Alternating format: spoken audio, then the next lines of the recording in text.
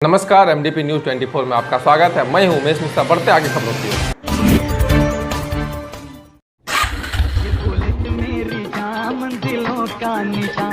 आपके शहर मधुपुर में खुल गया है बुलेट का सर्विस सेंटर, जहां आपके रॉयल इनफील्ड से जुड़े सभी ओरिजिनल पार्ट्स और मॉडिफाई करने का सारा सामान उचित मूल्य पर उपलब्ध है। मधुपुर में अपराधी बेलगाम, पहले मांगी रंगदारी, फिर नर्सिंग होम के सामने फेंका बम। मधुपुर में दिन दहाड़े डिक्की तोड़कर 1,75,000 की लूट। थाने से महज 100 मीटर की दूरी पर हुई वारदात। महिला ने एक युवक पर बदनीति से घर में घुसने का मामला कराया थाने में दर्ज। देवघर में पंडा धर्मरक्षिणी सभा का 1 दिवसीय सांकेतिक धरना प्रदर्शन।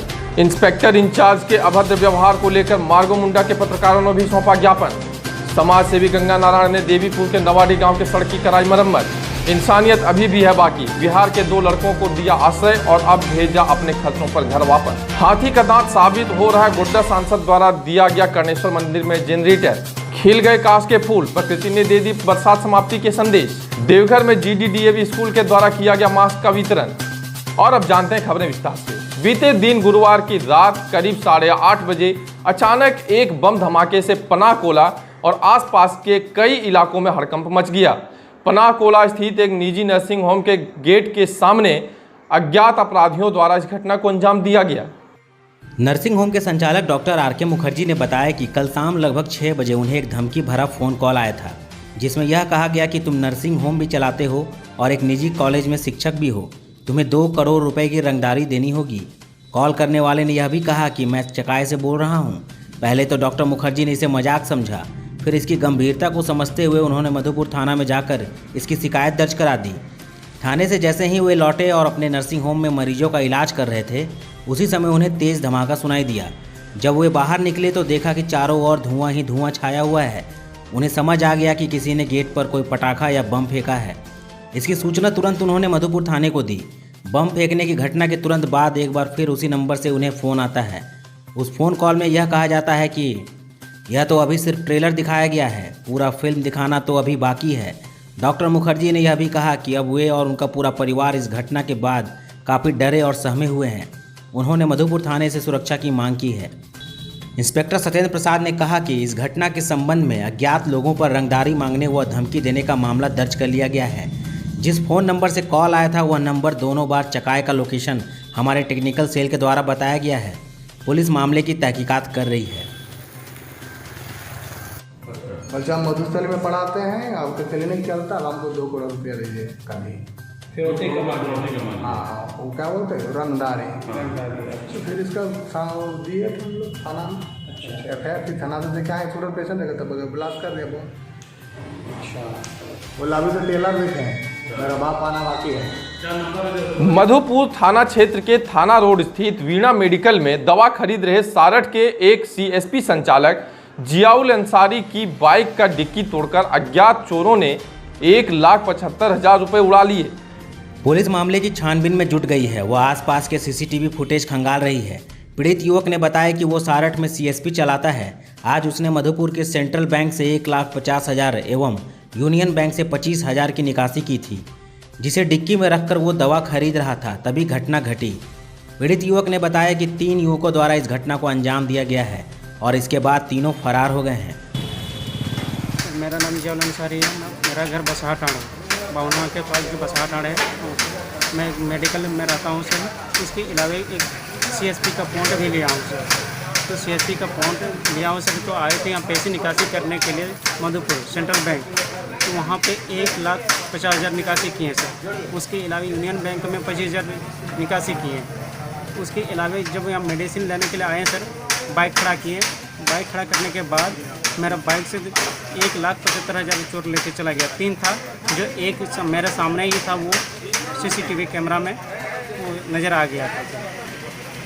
यही मैं चाहता हूँ सर कि मेरे जो पैसे और उसमें डॉक्यूमेंट्स है सर, पासबुक 2 पासबुक है, यूनियन का, सेंट्रल का, और मेरा ओरिजिनल डॉक्यूमेंट्स भी है, सर्टिफिकेट भी है, चेकबुक भी है, मेरा सब उसी में है सर। और सब लेके चला गया सर।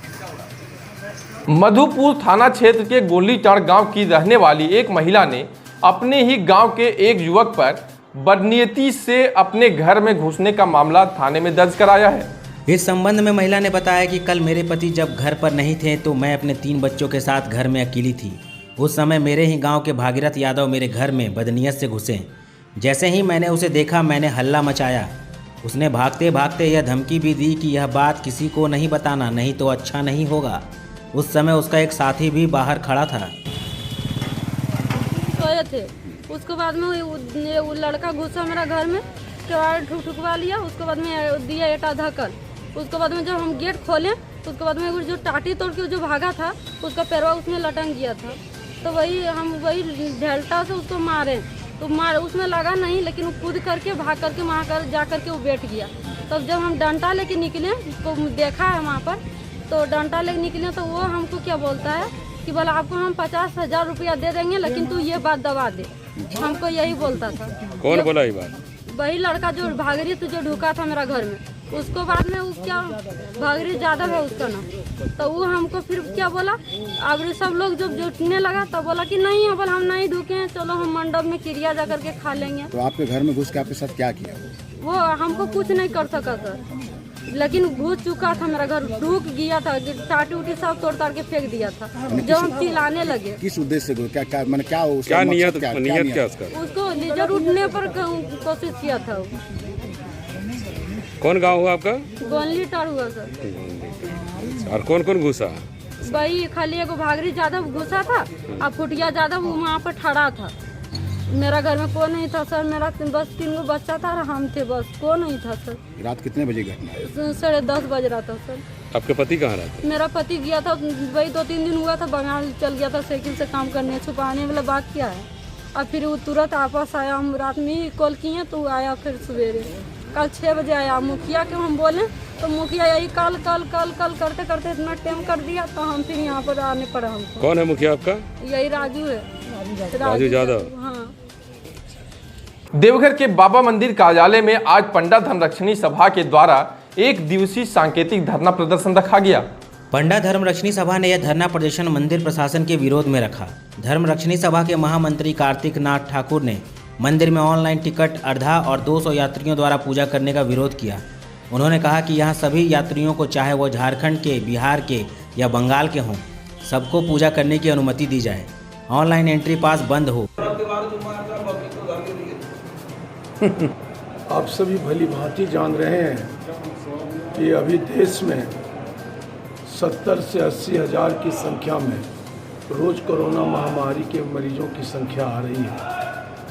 इस स्थिति में मंदिर खोलना ही उचित नहीं था, लेकिन अगर मंदिर खोला गया है तो इसे बिना किसी भेदभाव के, बिना प्रांत के, बिना राज्य के भेदभाव के सभी वर्गों और सभी प्रांतों के लोगों के लिए खोला जाना चाहिए। उसके बावजूद अगर आपने 200 लोगों की सीमित संख्या के लिए मंदिर खोला तो 200 लोगों के लिए अर्घा की व्यवस्था करना सर्वथा अनुचित है। अर्घा न लगे, यात्रियों की संख्या बढ़े, ई पास बंद हो, यहाँ जो भी श्रद्धालु आए वो बाबा बैद्यनाथ का सुगम तरीके से बाबा बैद्यनाथ को जलार्पण और पूजा कर सके, इसी मांगों को लेकर के हम लोग धरना पर बैठे हैं। कब तक? आज तो 1 दिन का सांकेतिक धरना है। इसके बाद अगर मांग नहीं मानी गई तो हम लोग आंदोलन करने के लिए बाध्य हैं। हम लोग सक्रिय और जोरदार आंदोलन करेंगे। विगत दिनों पूर्व मधुपुर के छायाकार के साथ इंस्पेक्टर इंचार्ज द्वारा अभद्र व्यवहार व आपराधिक मामले में फंसाने की धमकी देने का मामला तुल पकड़ता जा रहा है। इसी के संदर्भ में मार्गोमुंडा के पत्रकारों ने मार्गोमुंडा प्रखंड विकास पदाधिकारी को संयुक्त रूप से एक ज्ञापन सौंपा है, जिसमें घटना की निंदा करते हुए इंस्पेक्टर इंचार्ज के विरुद्ध राज्यपाल, मुख्यमंत्री व डीजीपी से कार्रवाई की बात कही गई है। इस संबंध में मार्गोमुंडा के पत्रकार अरुण सुमन ने कहा कि पत्रकारों की स्वतंत्रता को दोषी पुलिस द्वारा भंग करने का प्रयास किया गया है। मौके पर भोला तिवारी, अली मुर्तजा, मिनहाज अख्तर उपस्थित थे। मधुपुर के एक छायाकार के साथ वहाँ के इंस्पेक्टर इंचार्ज ने जो बदसलूकी की है उसका हम लोग मार्गोमुंडा के पत्रकार सभी मिलकर घोर निंदा करते हैं। और इस संबंध में हम लोग आज वीडियो से मिलकर माननीय राज्यपाल, मुख्यमंत्री और डीजीपी को कार्रवाई के लिए संयुक्त हस्ताक्षरित ज्ञापन सौंपे हैं।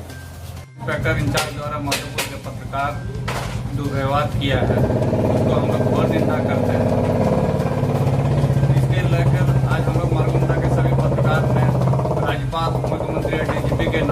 ज्ञापन वीडियो मार्गोमुंडा को सौंपा कार्रवाई के लिए। द्वारा मधुपुर के पत्रकारों के साथ जो बदसलूकी की है उसकी घोर निंदा हम लोग करते हैं, जिसको लेकर मार्गोमुंडा के पत्रकारों ने संयुक्त हस्ताक्षरित डीजीपी, राज्यपाल और मुख्यमंत्री के नाम वीडियो को एक ज्ञापन सौंपकर कार्रवाई की मांग की जाए। और अब वक्त हो चला है ब्रेक का। लौटते एक छोटे से ब्रेक के बाद खबरों का सिलसिला जारी रहेगा हमारे सहयोगी सूफी आफरीन के साथ।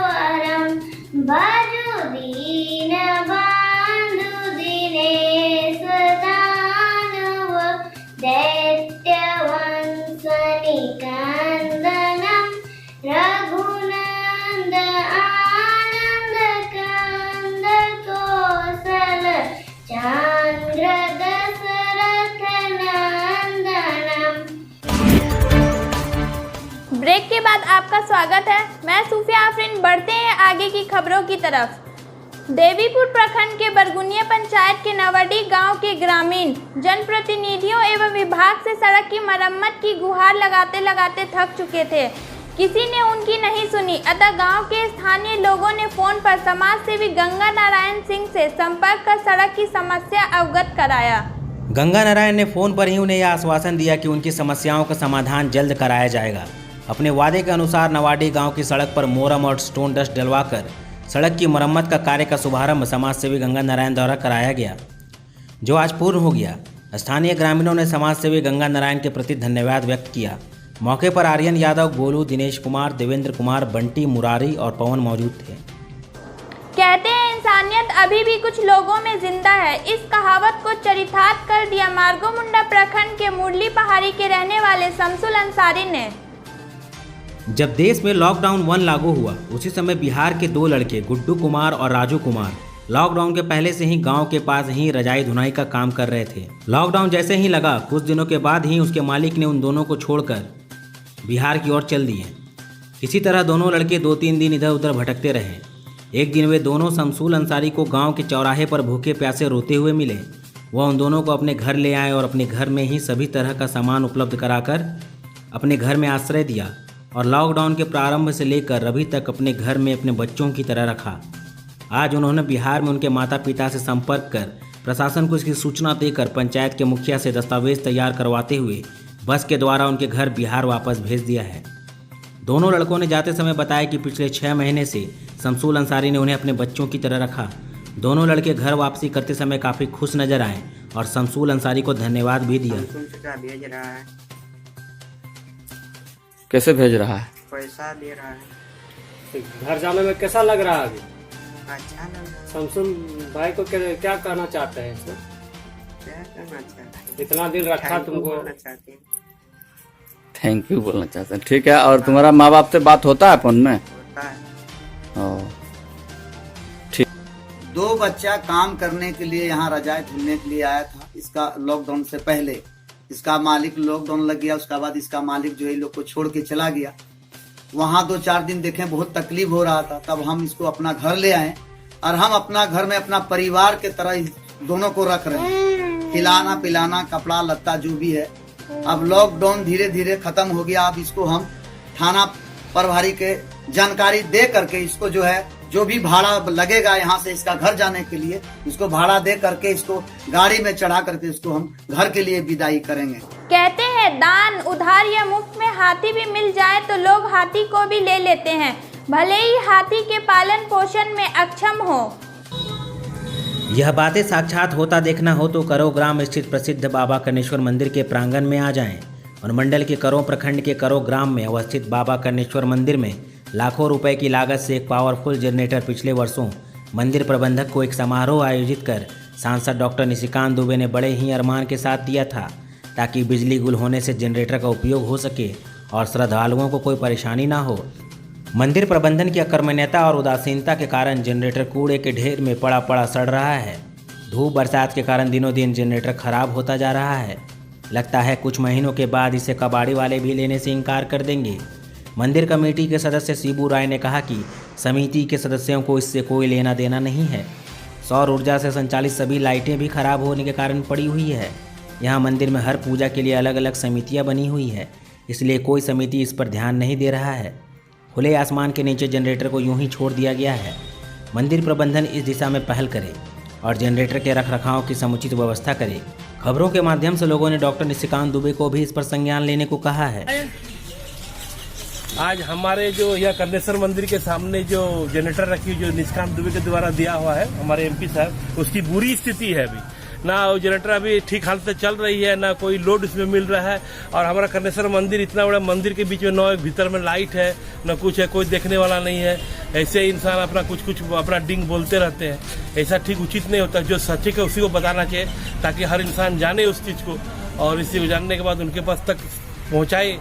प्राचीन काल से अब तक प्रकृति का अपना नोटिस बोर्ड रहा है। यह भले ही अंधविश्वास को बढ़ावा देने वाली बात लगती है, लेकिन यह 100% सच है। प्रकृति समय समय पर इसके जरिए मौसम की जानकारी देती है। इसे प्रकृति का एक खास नोटिस बोर्ड है, काशी का फूल। काशी का यह फूल बरसात की समाप्ति का संकेत देता है। वहीं खेतीबाड़ी के मौसम की समाप्ति का भी यही सूचक है। यह सफ़ेद रंग का काशी फूल धान के खेतों में उगता है। इसके अलावा यह नदी नालों के कछारों में भी उगते हैं। जब काशी का फूल खिलता है तो ऐसा लगता है जैसे प्रकृति ने सफ़ेद चादर ओढ़ ली है। आपको यह भी बता दें कि काशी घास की ही एक प्रजाति है, जो मौसम में बरसात की समाप्ति का सूचक माना जाता है। काशी का जिक्र रामायण की किष्किंधा कांड में भी की गई है। काशी का फूल वर्षा आधारित खेती की समाप्ति की सूचना पुराने समय से ही ग्रामीण क्षेत्रों में देता रहा है। साथ ही साथ काशी के फूल खिलने का और संकेत होता है, वह है माँ दुर्गा के आगमन, यानी कि दुर्गा पूजा के आने का यह संकेत देता है। काशी फूल के खिलते ही लोग दुर्गा पूजा की तैयारी में जुट जाते हैं। आज देवघर में गीता देवी डीएवी स्कूल के द्वारा आम जनों के बीच मास्क का वितरण किया गया। ज्ञात हो कि सरकार के सुरक्षा उपायों में सबसे जरूरी मास्क पहनना बताया गया है। बता दें कि जिन मास्कों का वितरण आज किए गए वो विद्यालय के बच्चों द्वारा स्वयं बनाया गया है।